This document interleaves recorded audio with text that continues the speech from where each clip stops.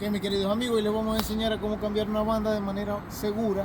Esta es la banda nueva. Como podemos ver, ya ustedes cuando terminan hacer su mantenimiento, y aquí vienen a hacer el cambio de la banda, introducen la banda nueva y así hacemos un gancho donde vamos a jalar para que ya salga nuestra banda vieja. Al momento de instalar esta de manera segura, también hacemos la instalación, y esta es importante no botarla, ya que con esta vamos nosotros a determinar si la vamos a dejar a un costado del aire para que el siguiente técnico o el que venga, en dado caso que se rompa, la puedan utilizar, dado caso en emergencia, para ir a comprar la vieja. Así que bueno, querido amigo, suscríbete, dale like y comparte.